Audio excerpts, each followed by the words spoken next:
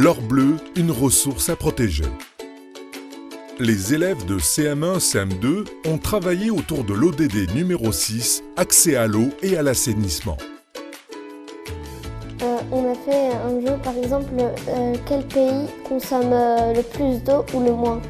L'Afrique et l'Asie, ça fait partie des continents qui utilisent le moins d'eau, alors que l'Amérique du Nord et l'Amérique du Sud, ils font partie des continents qui utilisent le plus d'eau. Il faut penser que si tu gaspilles l'eau, bientôt la Terre elle aura plus du tout d'eau et on ne peut pas survivre sans l'eau. Ça me fait mal au cœur parce que nous, on a de l'eau, on a tout ce qu'on veut, mais eux, ils n'ont pas tout ce qu'ils veulent. Eux, ils sont obligés de faire des kilomètres pour aller chercher de l'eau. Ils prennent des bassines, ils les mettent sur leur tête. Sensibiliser les plus jeunes à l'importance de l'eau dans la vie quotidienne et à la notion de gaspillage.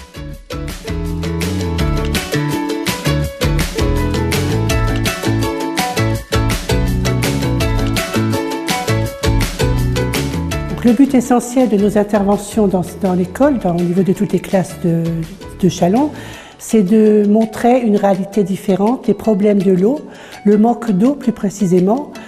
Et c'est donc amener une réflexion à travers des jeux qui parlent par exemple de la consommation d'eau par personne dans le monde, que l'eau devient de plus en plus rare, de plus en plus difficile. Donc c'est peut-être aussi les préparer humblement à se prendre en charge, à prendre en charge cette consommation d'eau qui pourrait à terme poser problème pour eux et leurs enfants.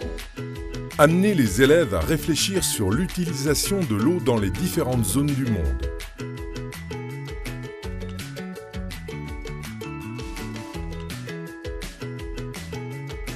L'eau, elle n'est pas forcément dans tous les pays. Par exemple, le Togo, c'est un pays très pauvre. Ils n'ont pas d'eau. Nous, la France, c'est un des pays très connus. Et on a de la chance d'avoir beaucoup d'eau quand on veut.